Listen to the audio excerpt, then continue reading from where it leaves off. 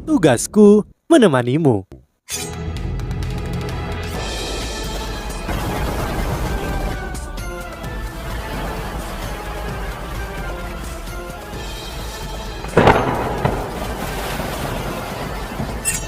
Hai sahabat Pasuk, kembali lagi bersama alur cerita versi novel Solen 2 Sekte Tang yang tak tertandingi. Jangan lupa like, subscribe, dan nyalakan tanda lonceng. Mari kita lanjutkan. Dekan Shanlin melompat dari kursinya. Ketika itu muncul, dia kehilangan suaranya saat berkata, "Alat jiwa berbentuk manusia." Yu Hao mengangguk dan menunjuknya dengan tangan kanannya. Pusat alat jiwa terbuka mengungkapkan ruang kosong. Dekan Shanlin sudah sangat bersemangat. Dia berlari ke depan, pria logam, dan terkejut saat dia melihatnya Yu Hao. "Ini dari Akademi Teknik Kekaisaran Ryu." Yu Hao menggelengkan kepalanya dan menjawab, "Tidak, aku menemukan ini sendiri. Ini berisi beberapa teknik rahasia Sekte Tang. Jika aku memerintahkan alat jiwa seperti ini, aku bisa menyerang hingga 1 kilometer jauhnya dan kecepatannya dapat ditingkatkan secara maksimal menggunakan 12 pendorong jiwa kelas 6-ku. Itu bisa terbang untuk beberapa waktu juga. Aku bahkan memasang cukup botol susu untuk memberinya kekuatan jiwa yang mandiri. Bahkan jika aku menghabiskan kekuatan jiwaku sendiri, botol susu dapat mempertahankan kekuatan bertarung seorang kaisar jiwa untuk beberapa waktu. Namun, semua ini bukan hal yang paling penting." Yu Hao melangkah maju di depan alat jiwa berbentuk manusia itu. Dia melangkah masuk dan menutupnya. Di bawah kendalinya, pria metalik itu maju selangkah. Yang paling penting adalah potensi untuk ditingkatkan lebih lanjut.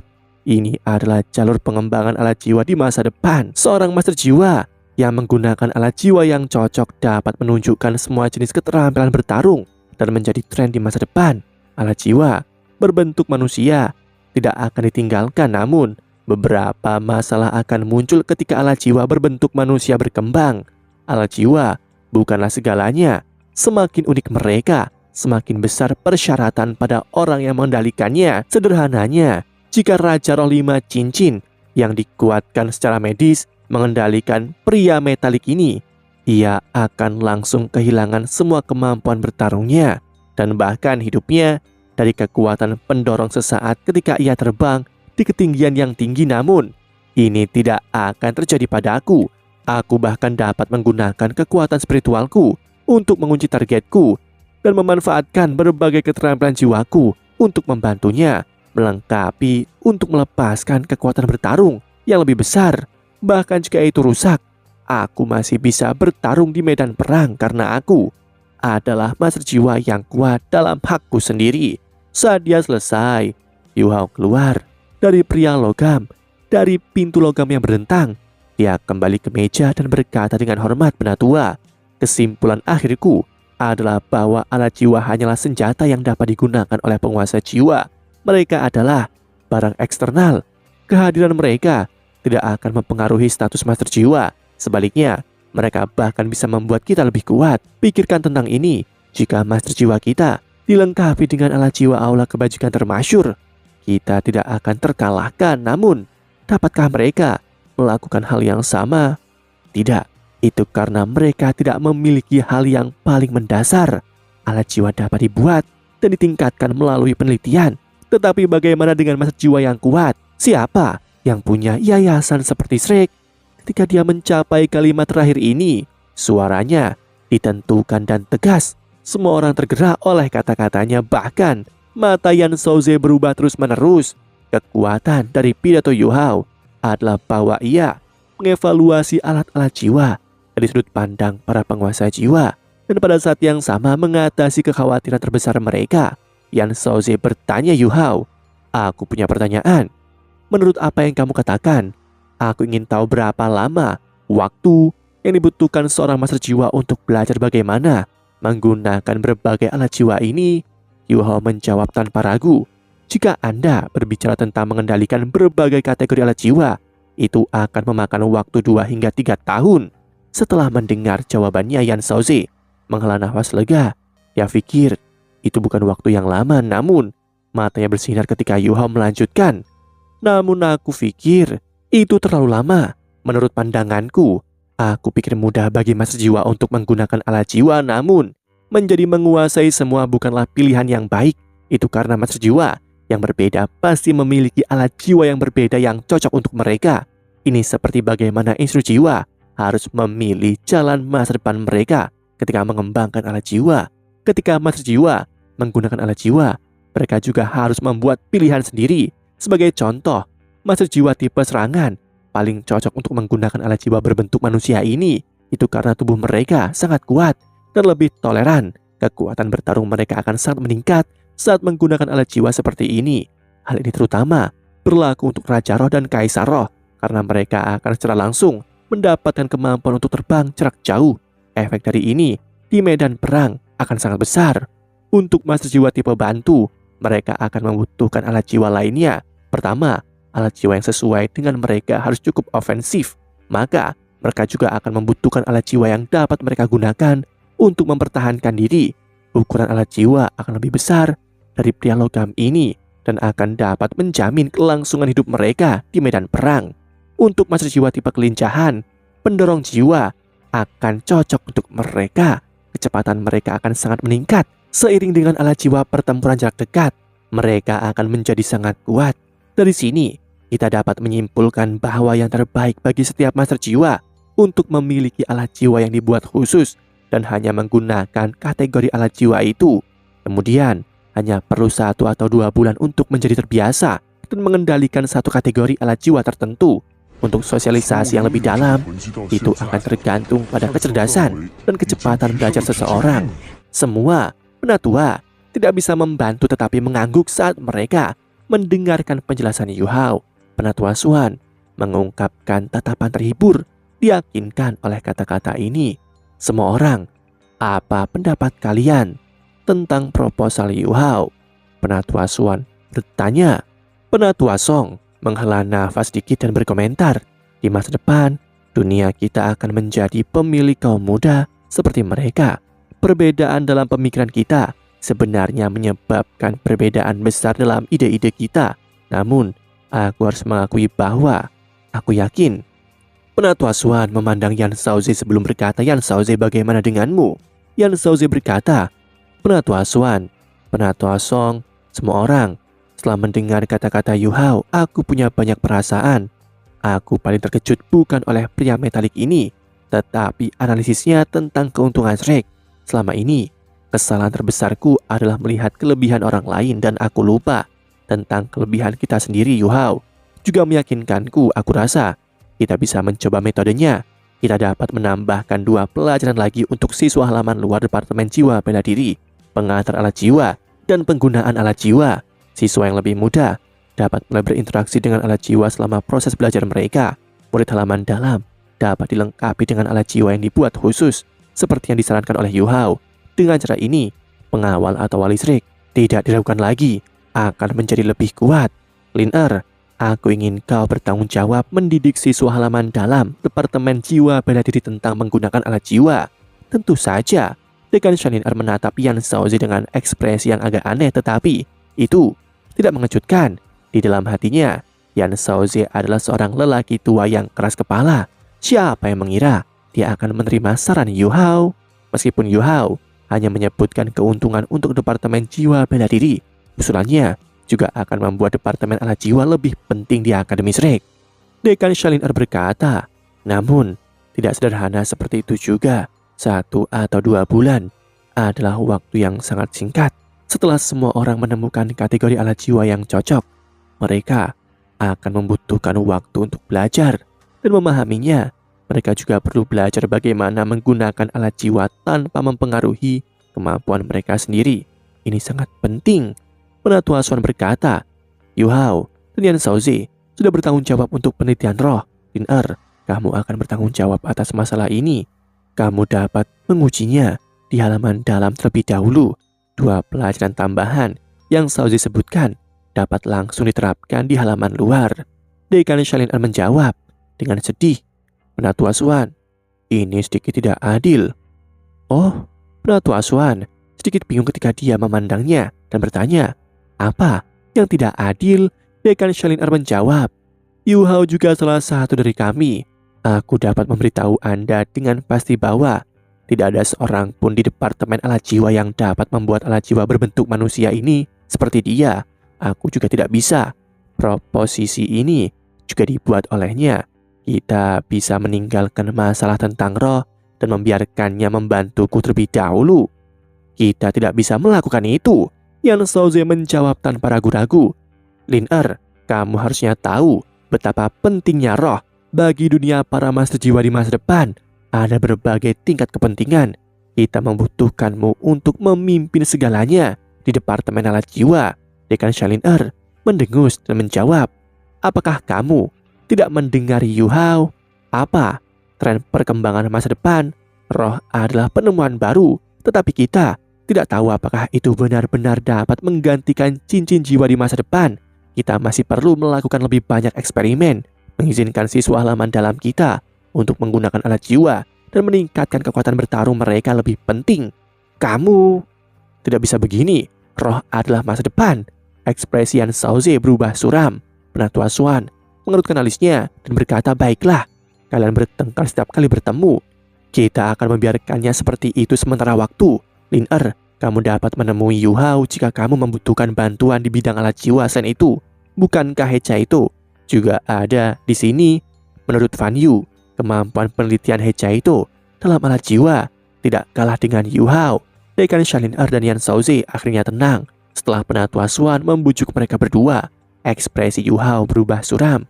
Dia telah menemukan lebih banyak masalah untuk dirinya sendiri. Ada hal lain yang harus dia pantau sekarang. Terlalu banyak hal yang harus dia selesaikan. "Penatua Xuan, apa yang harus kita lakukan tentang dua anak beruang cakar teror emas gelap yang kubawa?" Yu Hao bertanya. Penatua Xuan menjawab, "Mereka adalah milik pribadimu dan tidak ada hubungannya dengan akademi. Kamu dapat memutuskannya sendiri." "Apa?" Yu Hao terkejut ketika dia melihat Penatua Xuan. Apa yang sedang terjadi? Apakah kata-kata Penatua Xuan berarti bahwa akademi tidak menginginkan kedua anaknya? Mereka adalah beruang cakar teror emas gelap. Penatua Xuan merasa geli dan berkata, "Apa? Apakah ada masalah? Mereka benar-benar milik pribadimu. Jaga baik-baik mereka. Sebagai salah satu dari binatang jiwa, mereka dapat tumbuh sangat cepat di masa depan. Dengan nutrisi yang cukup, mereka mungkin sangat membantumu di masa depan. Juga, aku mendengar dari Mi'er bahwa kamu mendapatkan 3 tulang roh. 3 tulang roh itu diperoleh olehmu dan Wang Qi'er. Jadi, secara alami, milik kalian berdua. Kamu dapat memutuskan bagaimana ingin membaginya. Namun, ceritakan bagaimana perasaanmu tentang Wang Qi'er." "Tidak, diragukan lagi." Penatua Xuan sedikit tertarik terhadapnya. Tetapi pada titik ini, Penatua Xuan menyimpang dari topik. Setelah merenung sebentar, Yu Hao berkata Wang Qi'er memang sangat kuat. Naga emasnya adalah salah satu jiwa bela diri terkuat yang pernah aku lihat. Aku sudah berpikir bahwa aku sangat kuat dan memiliki keuntungan dalam hal jiwa bela diri kembar. Namun, aku tidak memiliki kepercayaan diri untuk mengalahkannya dalam duel. Dari segi kepribadian, dia adalah wanita yang dingin di luar, tetapi hangat di dalam. Meskipun dia tidak mau dekat dengan siapapun, tanpa bantuannya, aku akan terluka parah bahkan jika aku selamat. Dia memiliki potensi yang tidak terbatas. Penatua Xuan menyipitkan matanya dan berkata, "Ini berarti kamu berpikir dia kredibel meskipun dia baru saja memasuki halaman dalam?" Yu Hao mengangguk tanpa ragu-ragu. Penatua Xuan sedikit mengangguk dan termenung. "Baiklah, kita akan mengakhiri semuanya di sini hari ini. Kalian semua bisa kembali. Lin kembali dan persiapkan untuk apa yang diusulkan hari ini. Besok kita akan mengkonfirmasi selama konferensi Pavilion Dewa Laut. Yu Hao, panggil sisa dari 7 Monster Strike. Aku punya sesuatu untuk dikatakan pada kalian semua." "Ya," Yu Hao setuju kata-katanya dengan hormat. 7 Monster Strike biasanya di halaman dalam, namun mereka berkumpul di Sekte Tang di akhir pekan. Yu Hao menemukan mereka dengan sangat mudah. Setelahnya, Yu Hao menemui Wang Dong. Yu Hao berkata, "Ayo pergi, Penatua Xuan sedang menunggu kita." Setelah selesai berbicara, dia mempercepat langkahnya saat turun ke bawah. Wang Dong mengikuti di belakangnya. Bebe, He Caito, Susan Si, Jiang Nanan, Xiao Xiao, Wo Yuhao dan Wang Dong'er semuanya telah tiba, namun mereka tidak memenuhi syarat untuk duduk di kursi. Mereka berbaris berjajar dan berdiri di depan Penatua Swan. Sebagai anggota Pavilion Dewa Laut, Yuhao bisa duduk, namun bagaimana dia bisa duduk ketika yang lain berdiri? Penatua Swan memuji mereka di dalam hati ketika dia melihat para remaja yang bersemangat ini. Mereka akan menjadi pilar masa depan Akademi Shrek. Masa depan ini juga datang dengan cepat. Baiklah, kalian semua hadir. Aku memanggil kalian semua di sini karena aku memiliki sesuatu yang penting untuk dibahas dengan kalian semua. Penatua Swan mengangkat labu anggurnya dan menyesapnya. Bibi berkata dengan hormat, Penatua Swan, tolong berikan pencerahan kepada kami. Penatua Swan menjawab, ini kurang dari 3 bulan untuk turnamen duel benua. Aku percaya kalian semua harus cukup siap, bukan? Bibi menjawab, ya, kami juga akan melapor kepada Anda setelah Yuhao dan Chaito kembali. Kami berlatih berkali-kali bersama. Anda dapat memeriksa kemajuan kami. Penatua Swan mengamati mereka bertujuh. Ketika BB mengatakan ini, ketujuh dari mereka mengungkapkan kepercayaan diri. Keyakinan mereka secara alami berasal dari kemampuan mereka. Aku belum pernah memeriksa kalian bertujuh. Aku memanggil hari ini karena aku ingin memberitahu kalian semua tentang turnamen ini. Belum lama ini, kami menerima berita yang tidak baik untuk Akademi. Namun, ini adalah kesempatan untuk kalian semua. Edisi baru, turnamen akan diadakan di Kekaisaran Ryu. Tidak dilakukan lagi. Kalian semua akan berada di bawah tekanan besar karena kalian akan bersaing di negara asal pesaing utama kita. Kekaisaran Ryu membahas beberapa perubahan pada sistem turnamen dengan 3 kekaisaran sebelumnya. Mereka mencari pendapat dari berbagai akademi dan sekte tentang perubahan yang mereka usulkan. Mengubah sistem. Tatapan BB menjadi dingin. Perubahan dalam sistem kemungkinan akan menetralisir beberapa keunggulan Akademi Shrek. Tidak heran, Penatua Swan mengatakan bahwa ini bukan hal yang baik untuk Akademi. Penatua Swan berkata, ya, mengubah sistem turnamen. Pertama, mereka ingin mengubah persyaratan kualifikasi. Batas usia tidak berubah. Batas atas masih akan 20 tahun, namun mereka telah mengembangkannya untuk memasukkan semua sekte di benua. Jumlah tim akan sangat meningkat. Jika perubahan ini disetujui, akan ada 2 kali jumlah tim yang bersaing. Menarik sekte untuk berpartisipasi. Apa tujuan melakukannya? 7 dari mereka tertegun, tetapi mereka tidak bisa mengatakan apa tujuan Akademi Teknik Kekaisaran Ryu. Yuhao bertanya, Penatua Swan, apakah itu mungkin? Disetujui, Penatua Swan berkata tanpa ragu-ragu. Sangat mungkin. Ketika perubahan ini disarankan, ia menerima dukungan dari banyak sekte, terutama sekte kuat. Turnamen adalah cara yang terbaik untuk menampilkan diri kepada massa. Bagi sekte-sekte ini adalah cara yang baik untuk mengiklankan diri mereka sendiri. Jadi, mereka cukup bersedia. Sebagai contoh, sekte tubuh yakin untuk menjadi juara. Setelah mendengar kata-kata Penatua Swan, semua orang terdiam. Jika sekte diizinkan untuk berpartisipasi dalam turnamen, mereka mungkin tidak lagi menjadi juara. Sama seperti Penatua Swan katakan, akan ada banyak masalah jika sekte tubuh juga berkompetisi di turnamen. Belum lagi sisa sekte di benua. Sekte tubuh bukan satu-satunya sekte yang mampu. Dalam hati Yuhao, sekte Haotien tidak kalah dengan sekte tubuh.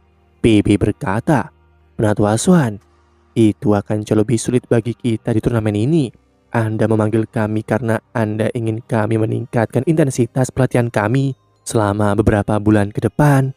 Penatua Swan melambaikan tangannya dan menjawab, tidak peduli bagaimana sistem berubah. Aku yakin pada kalian semua. Dalam turnamen terakhir, kalian bertuju membawa kembali gelar juara bahkan dalam keadaan yang sangat disayangkan. 5 tahun kemudian, kalian bertuju bahkan lebih baik dari sebelumnya. Jadi mengapa jika sekte lain bersaing? Aku yakin kalian akan muncul sebagai juara. Namun, pernahkah kalian bertuju mempertimbangkan fakta bahwa perubahan dalam sistem akan bermanfaat bagi kalian bahkan jika itu adalah hal buruk bagi akademi? Kalian bertuju milik sekte yang sama. Saat mendengar kata-katanya, semua orang tercengang. Sebagai anggota 7 Monster Shrek, mereka secara alami memperlakukan diri mereka sebagai bagian dari Shrek. Mereka adalah anggota utama yang bersaing di akademi. Namun, kata-kata Penatua Swan membuatnya terdengar sedikit berbeda. Susansi tertegun ketika dia bertanya, "Penatua Swan, apakah Anda mengatakan bahwa Anda mengizinkan kami untuk bersaing di turnamen sebagai bagian dari Sekte Tang?" Penatua Swan tersenyum dan menjawab, "Aku tidak menyetujui apapun. Itu tergantung pada apakah kalian bertujuh mau." Ekspresi mereka berubah ketika mereka saling memandang. Penatua Swan berkata, "Jika kalian bertujuh bersaing sebagai bagian dari Sekte Tang Academy, akan mengirim tim lain untuk bersaing. Kalian semua masih akan diakui sebagai 7 Monster Strike. Ini berarti bahwa semua orang masih akan tahu bahwa kalian berasal dari Akademi Strike meskipun mewakili Sekte Tang. Dengan cara ini, itu setara dengan akademi kita mengirim 2 tim keluar. Ini adalah asuransi ganda untuk akademi." Bebe ragu-ragu, namun jika kita menang, warisan kemuliaan Strike di turnamen akan... Penatua Swan menjawab, "Ketika penatuamu meninggal, dia pernah mengatakan kepadaku bahwa kemuliaan tidak bisa menjadi pengekang kalian. Jangan bilang bahwa Strike akan berhenti menjadi akademi terbaik di benua hanya karena kita bukan juara."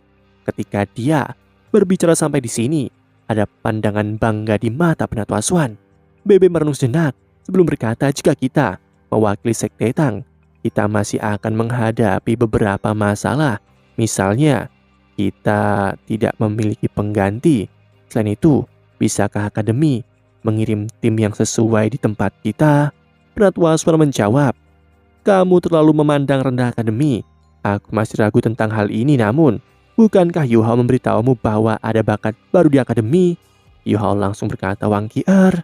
Penatua Swan mengangguk dan berkata, "Itu benar. Jika kalian bertujuh mewakili Sekte Tang, Wang Qi'er akan mengambil peran pemimpin tim untuk mewakili Strike. Masih ada siswa berprestasi lainnya di bawah usia 20 tahun di akademi kita. Meskipun mereka tidak sebagus kalian bertujuh, mereka tidak jauh lebih rendah. Aku akan memberi 3 hari untuk memikirkannya. Dalam 3 hari, kalian harus memberiku jawaban yang pasti." Ya, BB mengakui kata-katanya. Dari cara dia mengepalkan tinjunya, tampak jelas bahwa dia tidak tenang.